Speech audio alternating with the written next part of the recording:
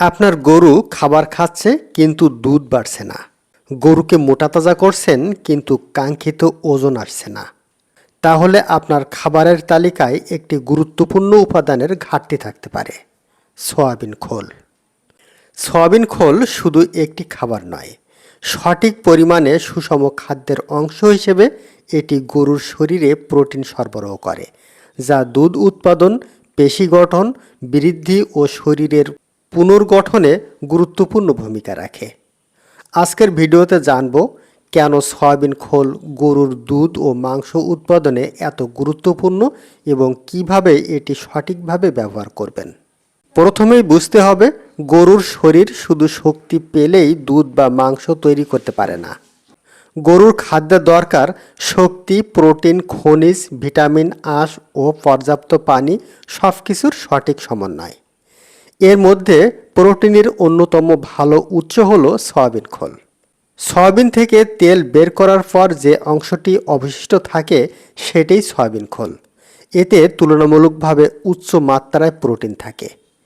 এই প্রোটিন গরুর শরীরে হজম হয়ে বিভিন্ন অ্যামিনো অ্যাসিড সরবরাহ করে। এগুলো শরীরের পেশি, টিস্যু এবং দুধ তৈরির প্রক্রিয়ায় ব্যবহৃত হয়।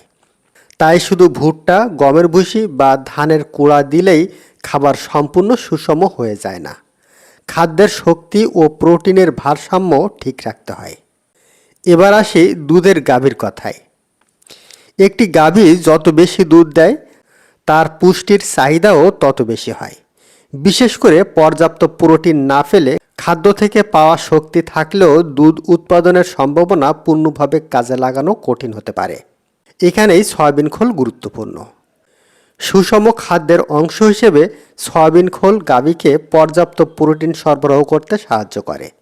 ফলে শরীরের পেশি ও টিস্যু রক্ষণাবেক্ষণের পাশাপাশি দুধ উৎপাদনের জন্য প্রয়োজনীয় পুষ্টি সরবরাহে সহায়তা করে। তবে একটি কথা খুব গুরুত্বপূর্ণ, সয়াবিন খোল বেশি দিলেই দুধ বেশি হবে এমন নয়। গরুর দুধ উৎপাদন নির্ভর করে জাত, বয়স, ওজন, দুধের পরিমাণ, খাদ্যের শক্তি, প্রোটিন, আঁশ, খনিজ, পানি এবং সামগ্রিক ব্যবস্থাপনার উপর। তাই সয়াবিন খোলকে সুষম রেশনের একটি অংশ হিসেবে ব্যবহার করতে হবে। এবার যারা মোটা তাজাকরণের গরু পালন করেন তাদের জন্য বিষয়টি আরও গুরুত্বপূর্ণ। গরুর ওজন বাড়াতে শুধু পেট ভরানোই যথেষ্ট নয়। আপনি যদি চান গরুর শরীরে ভালো পেশি তৈরি হোক এবং স্বাস্থ্যকরভাবে ওজন বাড়ুক, তাহলে পর্যাপ্ত মানসম্মত প্রোটিন দরকার। সয়াবিন খোল সেই প্রোটিনের একটি গুরুত্বপূর্ণ উৎস হতে পারে। খাদ্যে পর্যাপ্ত শক্তি ও প্রোটিনের ভারসাম্য থাকলে গরুর শরীর খাদ্য থেকে পাওয়া পুষ্টি ব্যবহার করে পেশি ও শরীরের টিস্যু গঠনে ভালোভাবে কাজে লাগাতে পারে।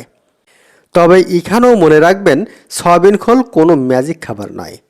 শুধু সয়াবিন খোল বাড়িয়ে দিলেই গরু দ্রুত মোটা তাজা হবে, এ ধারণা ভুল। ভালো মানের খড় বা ঘাস, সুষম দানাদার খাদ্য, পর্যাপ্ত পানি, খনিজ এবং সঠিক ব্যবস্থাপনার সঙ্গে সয়াবিন খোলের ব্যবহার করতে হবে। আরেকটি বড় ভুল করেন অনেক খামারি। তারা বাজারে শুনলেন সয়াবিন খোলে প্রোটিন বেশি, তারপর হিসাব না করে বেশি পরিমাণে খাওয়ানো শুরু করলেন। এটি ঠিক পদ্ধতি নয়।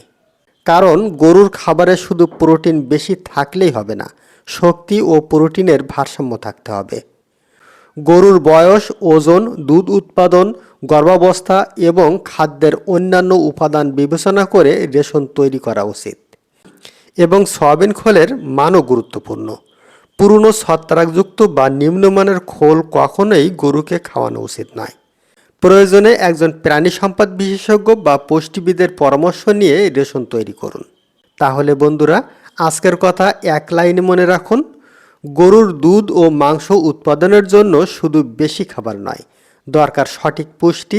আর সুষম খাদ্যে সয়াবিন খোল হতে পারে গুরুত্বপূর্ণ প্রোটিনের উৎস। আপনি যদি খামারে লাভ করতে চান তাহলে শুধু গরুর পেট ভরাবেন না, গরুর পুষ্টি চাহিদা বুঝে খাবার দেবেন। কারণ গরুর শরীর যত ভালো পুষ্টি পাবে, আপনার খামারের উৎপাদনশীলতার সম্ভাবনাও তত ভালো হবে। ভিডিওটি ভালো লাগলে অবশ্যই লাইক, কমেন্ট ও শেয়ার করুন। আর গরুর খাবার, দুধ উৎপাদন ও খামার ব্যবস্থাপনা নিয়ে এমন গুরুত্বপূর্ণ তথ্য পেতে চ্যানেলটি সাবস্ক্রাইব করে আমাদের সাথে থাকুন। ধন্যবাদ।